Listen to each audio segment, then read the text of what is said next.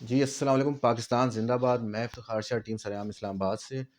आज हम खियाबान medical centre में मौजूद हैं और वहाँ पे हमारे साथ डॉक्टर नासिर हबीब साहब हैं, जो मेडिकल स्पेशलिस्ट हैं।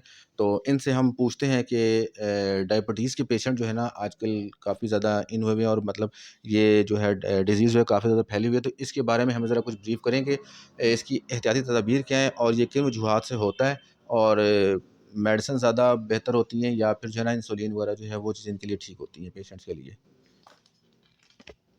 अस्सलाम वालेकुम। वालेकुम सलाम। थैंक यू जी, आपने मौका दिया बात करने का। बहुत ही इम्पोर्टेंट चीज़ है जिसके ऊपर बात करनी बहुत ज़रूरी थी।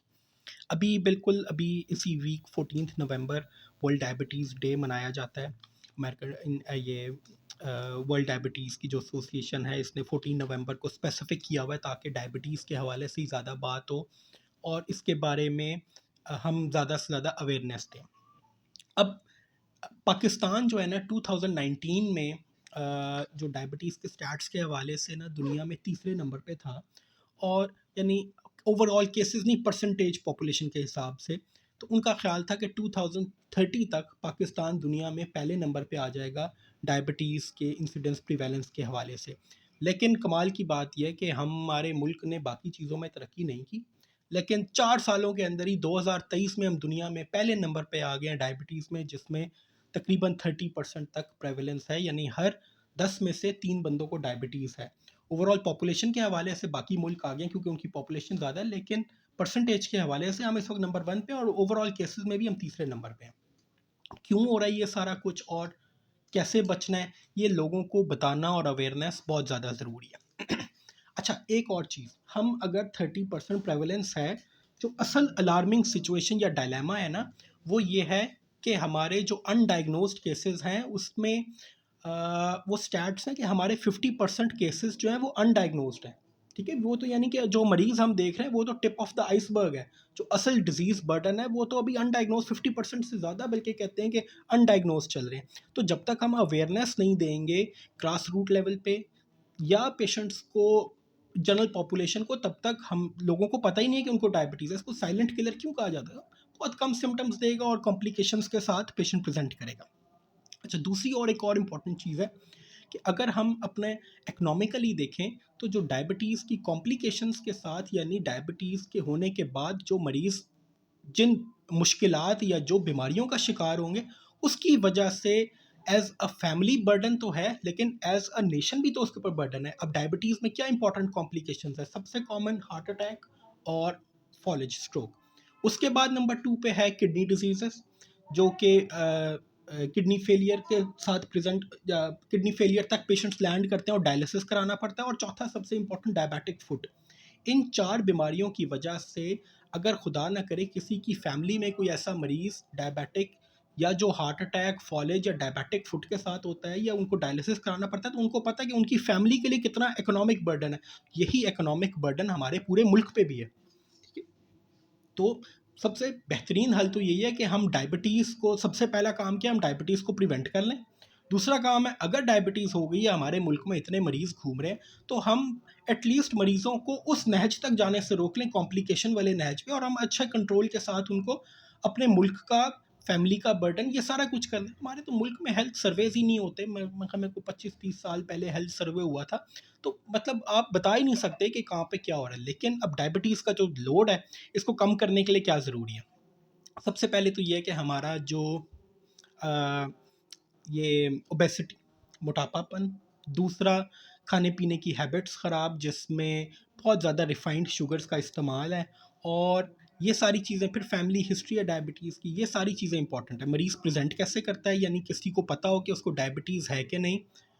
बहुत ज़्यादा प्यास का लगना, बहुत ज़्यादा पेशाब का आना। नॉर्मल लोगों में रात में पेशाब आना कॉमन नहीं होता 7 से 8 घंटे की नींद में, लेकिन अगर किसी मरीज़ को दिन रात में एक दफ़ा भी पेशाब के लिए उठना पड़ रहा है और पहले नहीं उठना पड़ रहा था, प्यास ज़्यादा लग रही है, भूख ज़्यादा लग रही है, या इसके बाद थोड़ा-सा लेटर ऑन वज़न कम होना, ये 4-5 अलामात किसी को आ रही हैं, तो उसको फ़ौरन अपनी ब्लड शुगर चेक करानी चाहिए। और ब्लड शुगर चेक करना कौन-सा मुश्किल है आजकल। अगर हर 10 में से 3 लोगों को डायबिटीज़ है, तो हर बंदे के घर में कोई ना कोई डायबिटिक मरीज़ है और एक ग्लूकोमीटर मौजूद होगा। नहीं होगा तो करीबी मेडिकल स्टोर पे जाके अपनी फास्टिंग या रैंडम ब्लड शुगर चेक करा लें। और उसकी एक रेंजेस डिसाइड हुई हुई हैं कि ये 126 हो फास्टिंग, तो इसका मतलब नहीं 125 से ऊपर तो ये डायबिटीज़ है। लेकिन अब तो डायबिटीज़ के हवाले से यहाँ तक है कि अब हम प्री डायबिटीज़ पे चले गए कि डायबिटीज़ से पहले ही हम उसको 110 अगर आपकी फास्टिंग आ रही है तो उसमें कि यहाँ पे इलाज शुरू कर दिया जाए, या एटलीस्ट लाइफस्टाइल मॉडिफिकेशन, वॉक शुरू कर दें, डाइट कंट्रोल कर दें, कि जो बंदा प्री डायबिटिक रेंज में, उसने 2 सालों में डायबिटिक हो जाना है, तो प्री डायबिटीज़ को ही टारगेट कर लें। और इसके अलावा और क्या ज़रूरी है, जनरल पॉपुलेशन को हमें चाहिए कि हम जगह जगह अवेयरनेस लगाएं। अब हमारे यहाँ पर कोल्ड ड्रिंक्स का बहुत ज़्यादा रवाज हो गया। अब आजकल हम देख रहे हैं कि लोग कह रहे हैं कि ये इसराइली ब्रांड्स को हम बॉयकॉट करें। तो अगर इसराइली ब्रांड के कोक और पेप्सी और इनको हम बॉयकॉट करना चाह रहे हैं, तो उससे ज़्यादा ख़तरनाक तो हमारे लिए ये है कि ये जो बीमारी हमारे मुल्क में फैल रही है, हमें तो उसके लिए ज़्यादा अवेयरनेस देनी चाहिए कि इन चीज़ों का बॉयकॉट करें। ठीक है?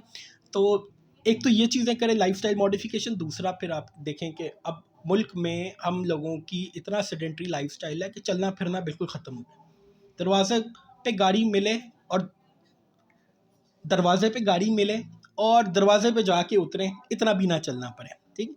साइक्लिंग ख़त्म हो चुकी हुई है।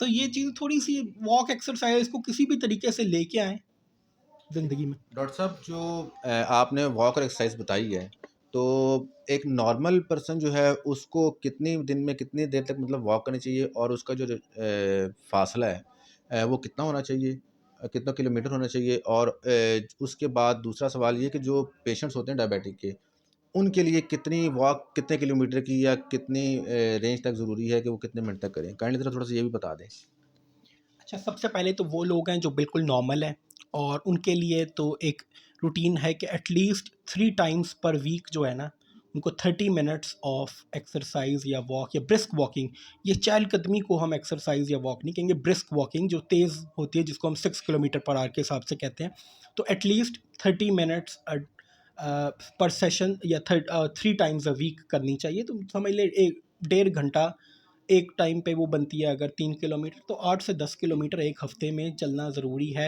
जो कि हमारा वो अब आजकल मोबाइल ऐप्स भी बता देते हैं कितने स्टेप्स और कितने किलोमीटर। तो कोशिश करें जब हम चलें तो ब्रिस्क वॉकिंग कर लें, एक तो ये ज़रूरी। फिर डायबिटिक्स के अंदर डिफरेंट है, किसका कंट्रोल कैसा है। मिनिमम तो ये है 3 टाइम्स अ वीक तो करनी है, लेकिन किसी को अच्छे कंट्रोल पे हमने रखना है, सारी चीज़ें करनी है, तो हमको उसको 5 टाइम्स अ वीक भी कह देते हैं। ठीक है? तो वो चीज़ें फिर ज़रूरी हैं। ठीक है। अच्छा डॉक्टर साहब माशाल्लाह से बहुत अच्छा ब्रीफ़ किया आपने और